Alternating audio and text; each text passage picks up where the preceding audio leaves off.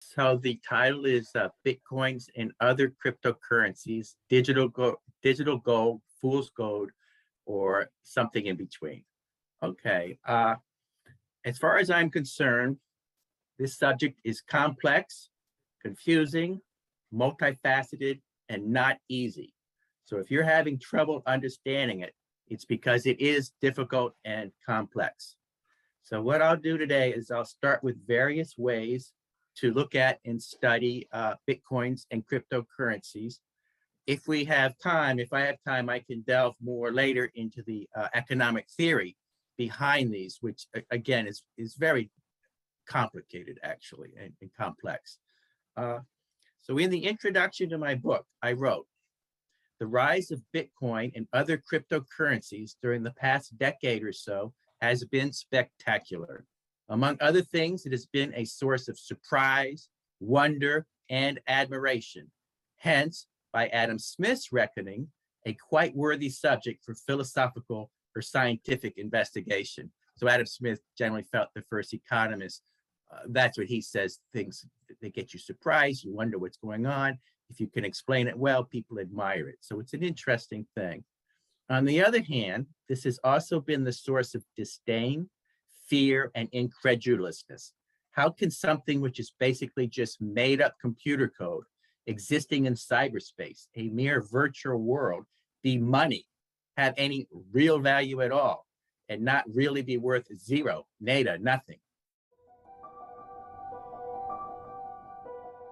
Now, from an economics perspective, especially sort of economic history, we could view, when we're looking at cryptocurrencies and Bitcoins, money first started out, it seems, as a commodity. So for example, if you go all the way back to the Iliad, they're using oxen as a commodity, trying to figure out how much armor is worth if they're going to switch armor and things like that. So oxen was used. Over time, other commodities were used. Eventually, it was the precious metals, gold and silver, replaced other commodities. At first, these were just weighed. So like if you look in the Old Testament and the Torah, the first 5 books of the Bible, whatever, when they're talking about shekels, they're just weighing out a bunch of whatever it is, silver or an alloy or something. After time, these things get coined, okay? The government is almost always the one that's coining them as far as we know. It's not done by private enterprises, it doesn't seem. The government gets involved with money to ascertain especially the quality, okay? That it's not fake gold, fool's gold, okay? So the government is involved, they coin it, they put a stamp on it, okay? So you have coins by the government.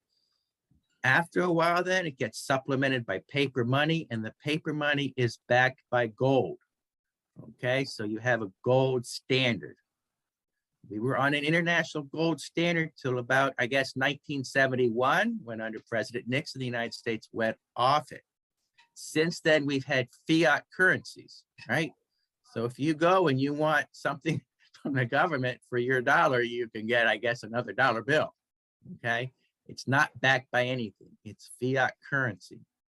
So what Bitcoin is would then be something new, cryptocurrencies. They want private fiat currencies. So it's not necessarily backed by anything, and private enterprise, okay? So they want private enterprise to do it. So the fiat money was promoted by von Hayek. He's called an Austrian economist, head of the Austrian School of Economic Thought. It's a very right-wing school of economic thought, pro-laissez-faire. And Hayek proposed that we had private fiat currencies in the 1970s. So Hayek is kind of a right-wing genius. He's truly one of the smartest economists of the 20th century. So they're doing something. This was originally proposed by Hayek, 50 years ago. A political perspective here. The role of the 2007-2008 financial crash and bailout. Okay, people were very upset about this from both a right and a far left wing point of view. And previously, of course, in the 21st century, we had the 2003 invasion of Iraq, which I think most people now agree was under false pretenses. So there's a very lot of people upset with the government, US government. Traditional anarchists, as you recall, they had Occupy Wall Street. They said, we are the 99%. And that was the United States. There's plenty of anarchists around the world, of course. Again, remember the 2008 bailout. Basically, every major investment bank in the United States was technically bankrupt. Okay, so they let whatever it was, I forget, was it Bear Stearns or they bailed? Well, whatever it was, the Lehman Brothers here. So they let that one fall, but basically all the others were bailed out. Okay, so a lot of people from far left and far right were upset over this.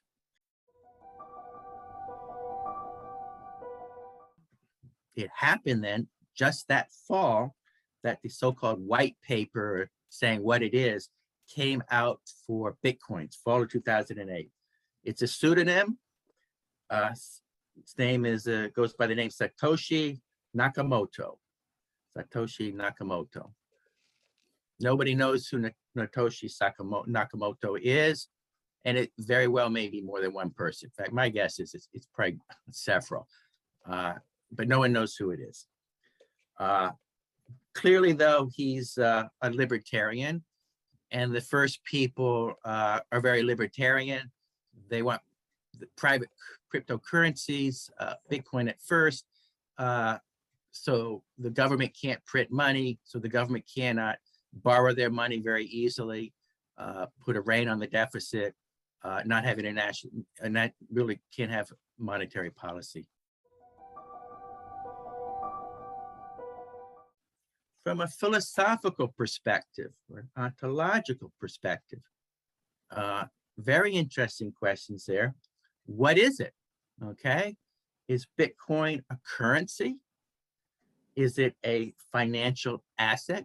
By the way, now the IRS is taxing it as a financial asset, so it makes it very cumbersome to use Bitcoins to buy and sell stuff, because every time you buy and sell it, you're supposed to record a capital gain or a capital loss. Is it a token? Whatever a token is. Is it a commodity? Okay, or are they commodities? And then actually, maybe the big thing isn't cryptocurrencies or Bitcoin, but the blockchain, right? So behind this, that supposedly is making it that, you know, you own money and you can transfer the money. Or now with the non-fungible tokens, that, you know, this is actually your token, non-fungible token, whatever that means or is. We can talk about that more. But maybe it's the blockchain itself, which is really important, okay? Because that's good in this age of disinformation to verify transactions, contracts, transferring money, but also wills, any kind of information. In which case, all the major corporations better start figuring out how the blockchain works and to use it. In that case, blockchain could be considered almost as a utility, right? It'd be like electrification 100 years ago. Okay, if you had a big steel factory or whatever 100 years ago, and if you didn't convert to electricity, you were going to lose out. Okay, so maybe blockchain is like a utility. If you're any kind of a business and you don't get your records on a blockchain of some kind, you're going to lose out.